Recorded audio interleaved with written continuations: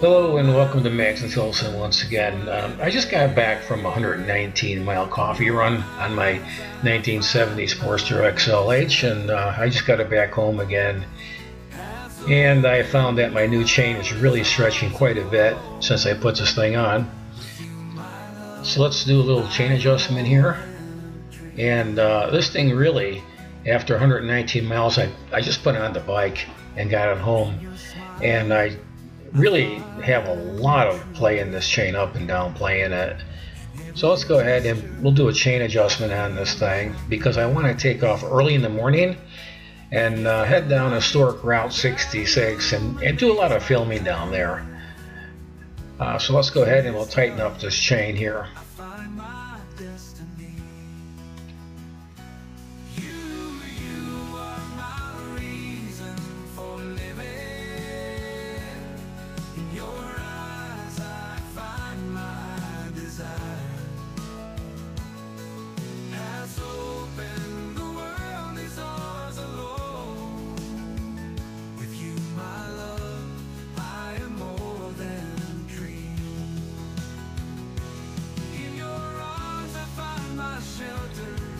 And the first thing I'm going to do here is break the main axle nut loose, and just a few turns here just to get it a little bit looser so I can adjust the rear chain adjusters back nice and evenly.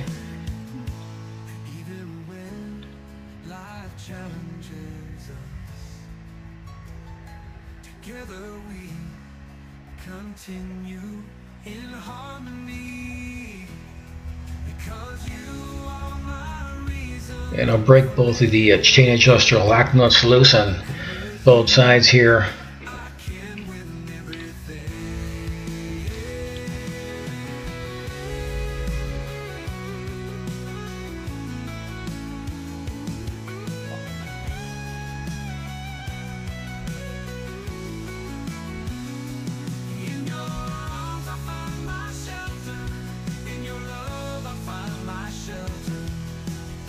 And I went ahead and adjusted the chain so I have just the right amount of up and down play in it, and I'm just tightening down the lock nuts now in both chain adjusters.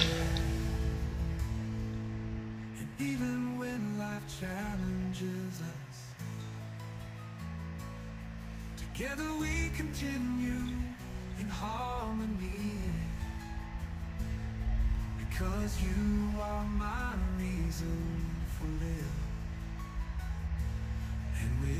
And let's go over to the left hand side chain adjuster, and I'll tighten down the lock nut on this as well.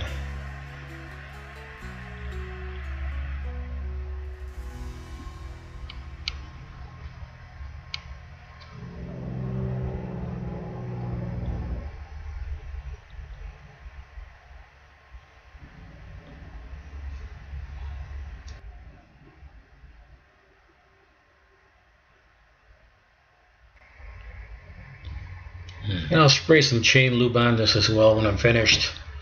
So let's go ahead and we'll lock down the main axle nut nice and tight.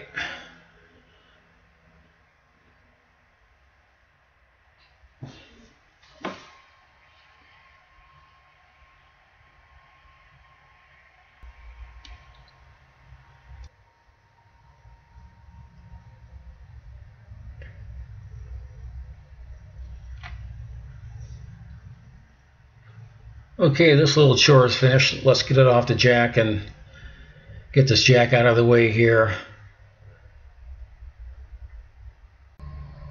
And like I said, I want to get up early tomorrow morning and head down historic Route 66 and do a lot of filming down there. So I want to get this bike all set to go.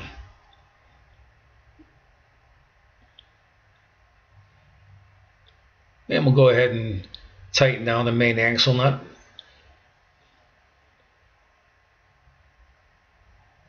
And this little maintenance chore is finished.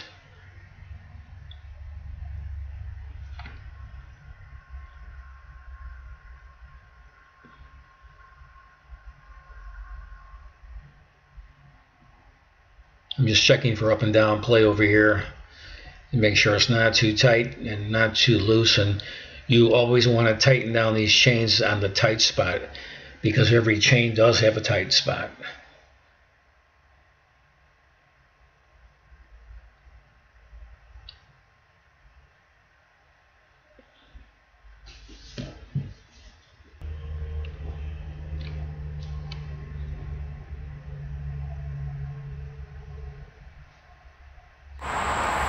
Okay, so next morning, and it's a very hot day today. I'm all suited up. I have my armor vest on and my armor jacket and my full face helmet, and I'm all ready to go here. I'm going to do some filming down historic Route 66, so I'm all set to go. So let's get this beast started up.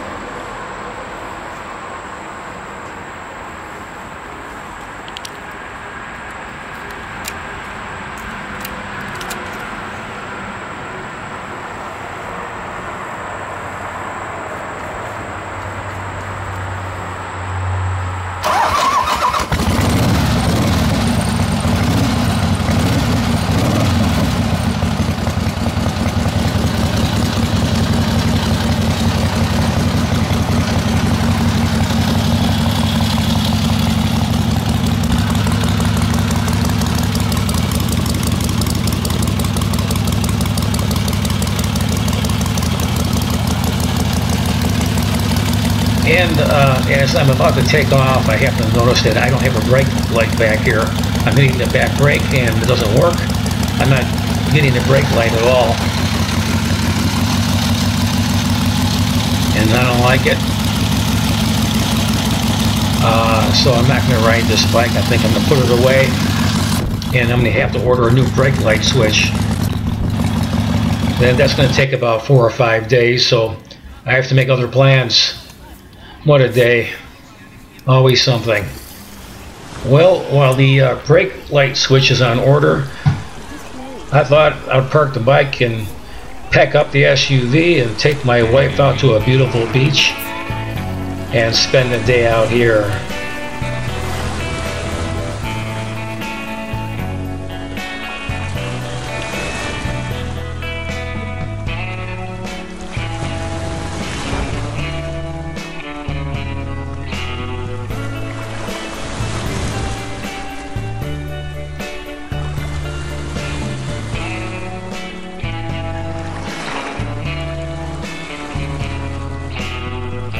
And in case you're wondering, this is called Silver Beach, and this is in St. Joseph, Michigan.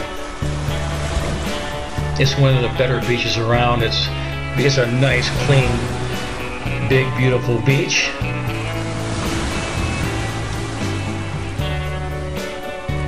And it resides in a very nice little quaint town with a lot of little shops around it and beach hotels.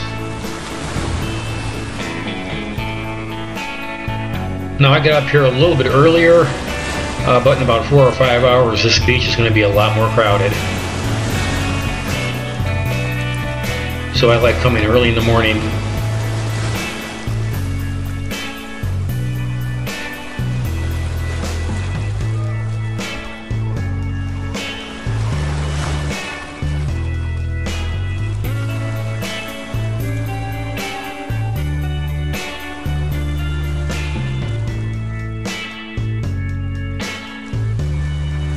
Yeah, about after sitting out here on the beach for about 2 or 3 hours, you know, you think I'd be enjoying the beautiful beach and the sailboats going by and, you know, all the girls walking by and everything. But no, I'm sitting here thinking about how to fix that brake light on my bike, and I'm really not sure if it's the brake light switch or not, but I did order one anyway, and so I'm going to go ahead when I get back home and investigate it a little bit further. But I really should be enjoying this, which I am actually. So I'm really glad I came out here today.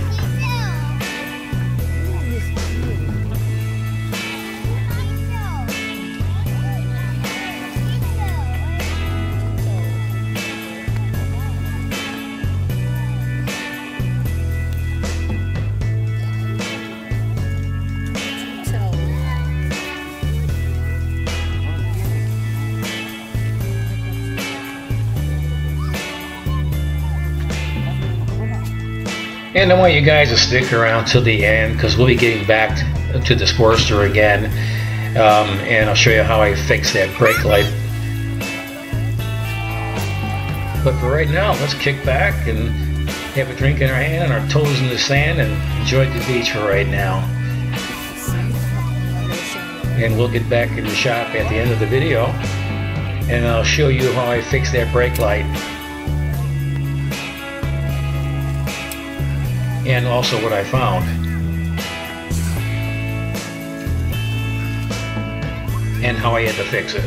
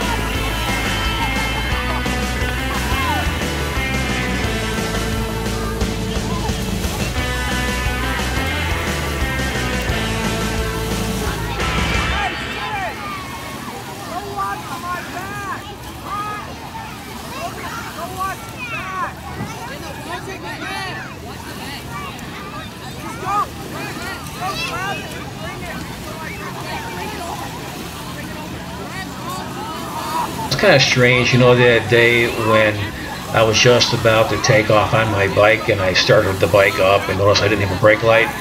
You know, I had a funny feeling that I wasn't supposed to ride that day. It was just my sixth sense. It was just talking to me, and I was kind of forcing myself to get on the bike.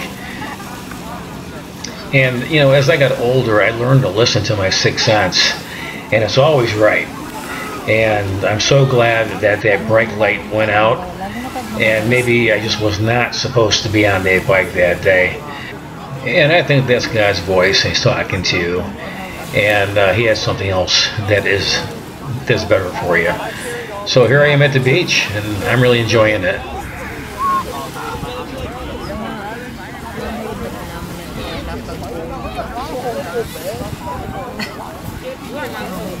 Yeah, so suddenly I'm not so upset about that brake light switch. I'll get back to it.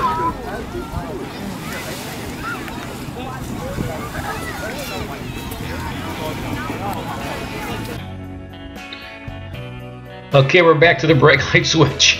Okay, now as you can see, when I was adjusting my chain, and it was so loose like this, it was jumping up and down. And now watch on that top, I'm pushing the chain up and down, and it was rubbing on my brake light switch harness, and it literally cut the harness right in half. And that's why I didn't have a brake light. And here it is. I took the harness off, and I was checking it out, and here you can see it's all frayed out in different places, and the one red lead is cut completely in half, as you can see. So I'm going to make a brand new brake light harness for this, so I have everything I need right here. And as it turns out, I don't need a new brake light switch. Keep this one as a spare. And I'll start to make a brand new harness, which I already did, so let's go look at it.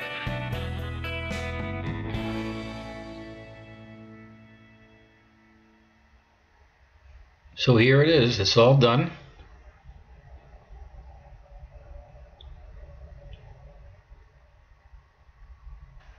And I made it a little extra longer so I can route it away from my chain better.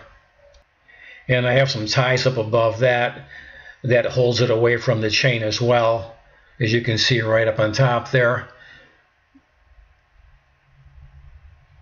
And it's all shrink wrapped along with the ends.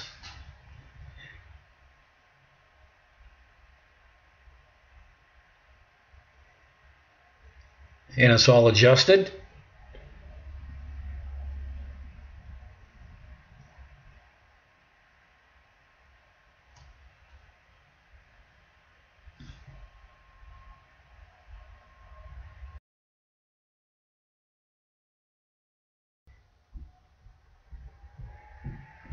And what I like to do here when I'm making these, I'll get some 1/4 inch heat shrink wrap here, and I'll heat shrink wrap both of the ends right here after I crimp them on, just like this one right here.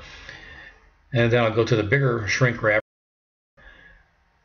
and then I'll encase both of the leads in that. I'll come over to the bike here, show you what I did. And so there it is. I shrink wrapped everything, and it's a nice neat job, and it's nice and tight, just like brand new again. I put a wire tie on the top of it. I made this harness a little extra longer so I could route it better away from that chain as well, and then I tied it up on top with those little plastic ties. So it's a lot more secure than it used to be before, and I shouldn't have this problem anymore. And now my brake light works again, and my tail light works great, so I'm all ready to go down Route 66 and do some filming again. So I'll bring that to you guys next week, I hope. And I decided to do this on a rainy day, so I didn't want to waste a beautiful sunny day here working on this bike. So it's raining cats and dogs out here, so I thought I'd fix the brake light on the Sportster here. So I'm all set to go. I'm going to wait a few days till it dries up, and I'm taking off. And I'll do some filming down Route 66, and I have a destination in mind that I want to bring you guys. So until then, you guys take care of yourselves, and thanks again for watching Mags and Tillison. Don't forget to like and subscribe. And I'll see you guys next week. You take care of yourselves.